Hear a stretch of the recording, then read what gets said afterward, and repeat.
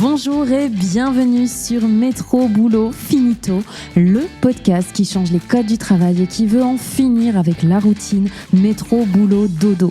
Dans ce podcast dédié au travail, on parlera efficacité, relations au travail, bien-être, mais aussi vision du travail de demain. Je m'appelle Marline et je vous aide à booster votre efficacité sans vous épuiser. J'espère que vous êtes en forme parce que c'est parti pour un nouvel épisode. Bonjour, j'espère que vous allez bien, que vous êtes en forme. Aujourd'hui, moi je suis hyper en forme parce que je viens d'écouter une chanson que j'aime beaucoup, qui est hyper pop, qui est hyper feel good. J'ai nommé la chanson Être bien d'Eddie de Preto. Et spoiler, c'est le sujet de cet épisode. Alors si vous ne connaissez pas la chanson, je vous mettrai en description de cet épisode le lien pour aller l'écouter et voir un petit peu de quoi je parle. Vous allez voir, elle est vraiment très très cool cette chanson. Mais ce n'est pas juste parce qu'elle était cool que je voulais vous en parler aujourd'hui. C'est parce que c'est une chanson que j'aime beaucoup pour nous parler aussi de sa vision du travail et on va décortiquer ça ensemble aujourd'hui. Alors les premières paroles de la chanson, j'aime beaucoup parce que ça commence très fort. Eddie de Preto, il nous dit « Pour être bien, faut beaucoup d'argent. Et sourire, y a pire, même si c'est noir dans le dedans. Faire du sport, ne pas grossir. » J'aime beaucoup déjà ces premières phrases parce que dès ces premières paroles-là, on est plongé dans un espèce de concentré d'injonctions sociétales et contemporaines. À la fois le côté injonction au bonheur et aussi cette impression que pour être heureux, il faut de l'argent, qu'il faut être mince, qu'il faut correspondre à ces standards de beauté, qu'il faut toujours sourire, etc. Cette chanson, elle dénonce vraiment plein d'injonctions sociétales au bonheur et à la performance, et on va en parler un petit peu après. Et j'aime beaucoup parce que c'est vraiment un peu cette critique de cette injonction à être heureux à tout prix et toutes ces idées de ce qui nous rendrait heureux, que ça soit l'argent, que ça soit de correspondre à des normes de beauté, etc. Et donc, c'est vraiment une chanson qui va un peu dénoncer tout ça. Et c'est pour ça que j'avais envie d'en parler aujourd'hui avec vous. Ces dernières années, on a beaucoup vu les injonctions à être heureux, à se sentir bien, que ça soit au travail ou dans sa vie générale, qui ont un peu émergé sur le devant de la scène. Le développement personnel s'en est beaucoup emparé, que ça soit avec des petites routines qu'on va mettre en place pour se sentir bien dans son corps et dans sa tête, que ça soit la loi de l'attraction, qui est un phénomène qui a explosé ces dernières années, que ça soit tout ce qui est pensée positive, gratitude, etc.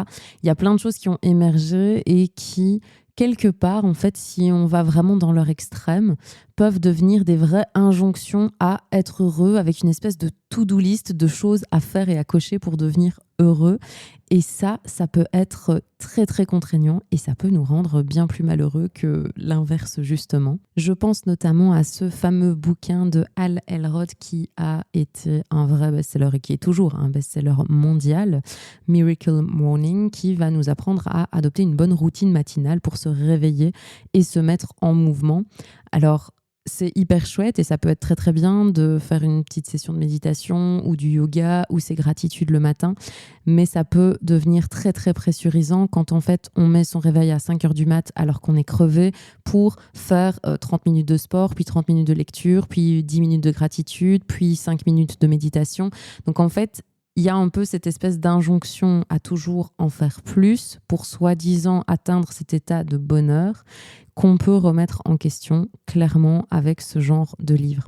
D'ailleurs, il y a un autre bouquin que moi j'ai vraiment adoré et que je vous conseille de lire si le sujet sur le bonheur et un petit peu cet état de bien-être qu'on devrait atteindre vous intéresse. C'est le livre Jusqu'ici tout va mal de Louise Aubéry qui justement déconstruit un petit peu toutes ces injonctions à être heureux qu'on entend de manière un peu permanente partout autour de nous. Il n'y a rien de mal à vouloir être heureux. Tout le monde veut être heureux. Mais moi, je suis foncièrement convaincue qu'il n'y a pas une recette du bonheur. Je pense que chacun va trouver son propre bonheur dans différentes choses.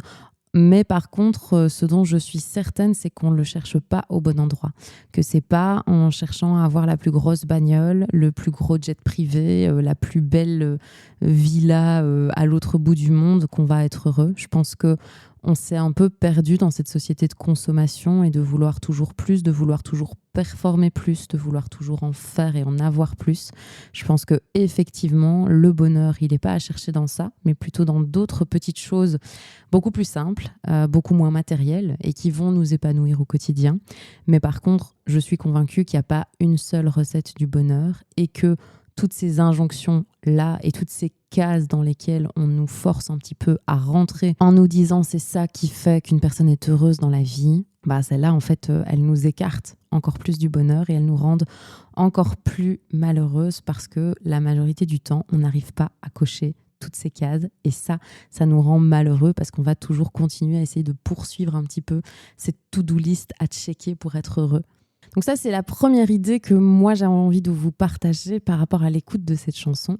Mais évidemment, ici, on est sur un podcast qui est dédié au travail. Donc, vous me voyez venir, on va un petit peu rentrer plus spécifiquement dans, tiens, c'est quoi la représentation du travail que Eddie de Pretto nous véhicule dans cette chanson ?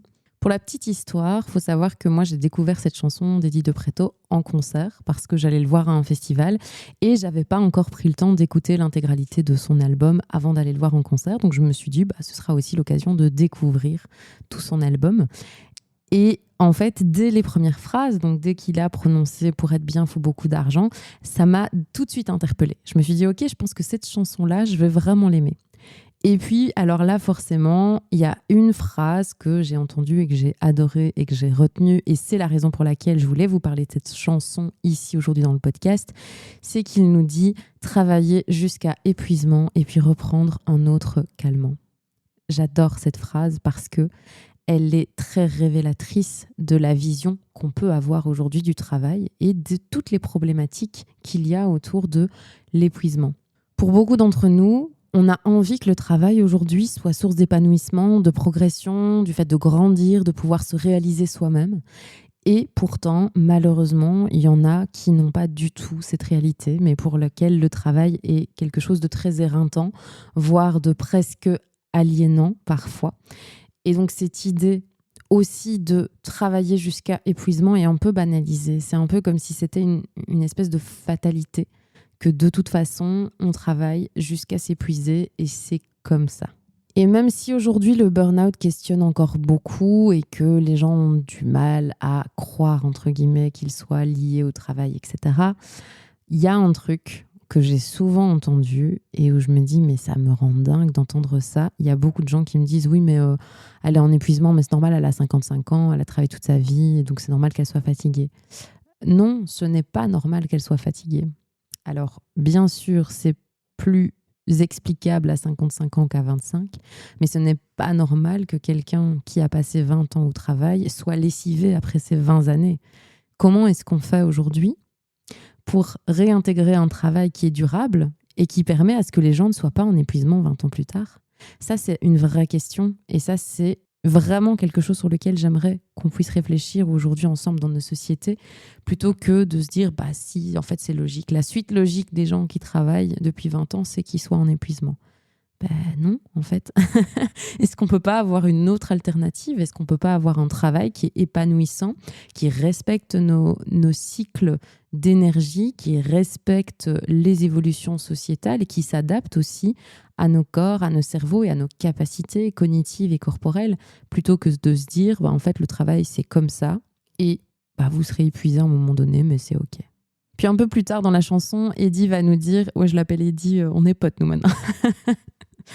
Donc un peu plus tard dans la chanson, Eddie de Pretto, il nous dit finalement, vaut mieux en rire. Pour être bien, faut faire semblant.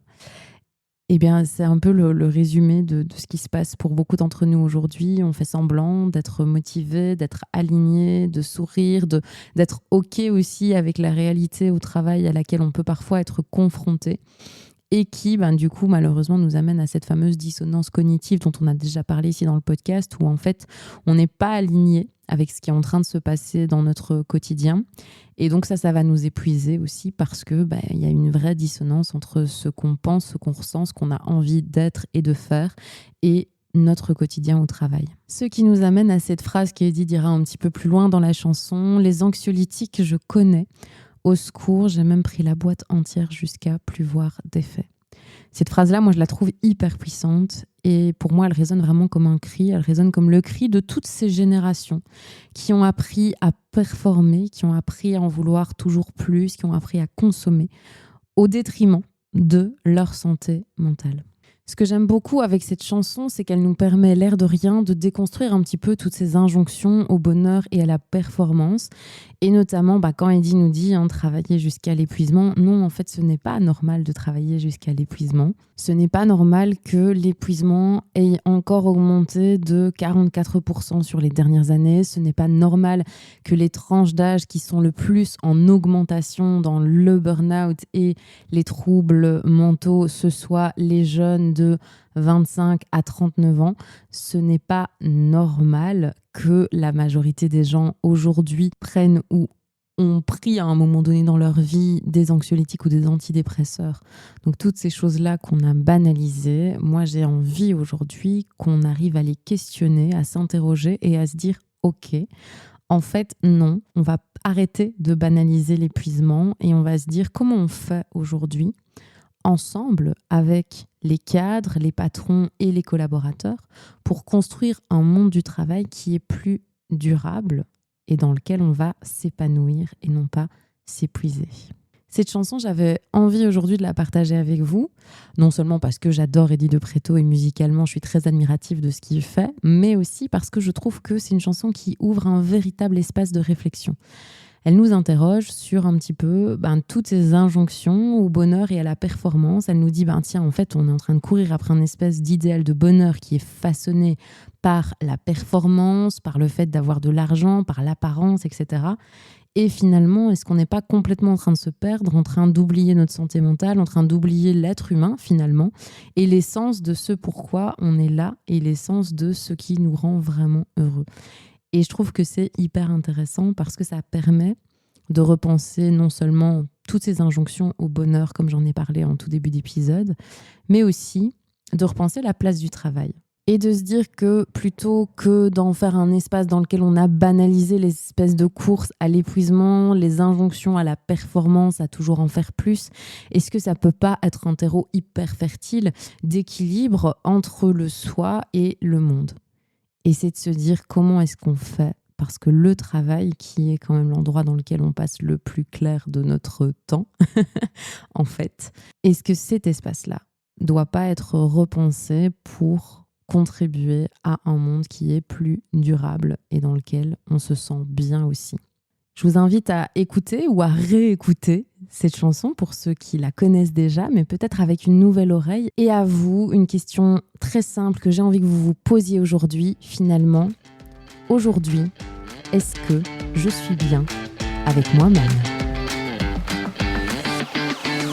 Nous voilà à la fin de cet épisode. Déjà, merci d'être resté jusqu'au bout. Si cet épisode vous a plu, n'hésitez pas à laisser une note, un commentaire sur votre plateforme d'écoute ou un petit partage sur les réseaux. Ça fait toujours plaisir et ça aide à faire connaître le podcast.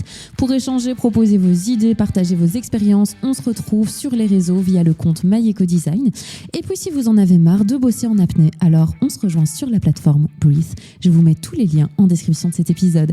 Il est temps pour moi de vous dire au revoir. On se retrouve la semaine prochaine pour un nouvel épisode et d'ici là, prenez bien soin de vous.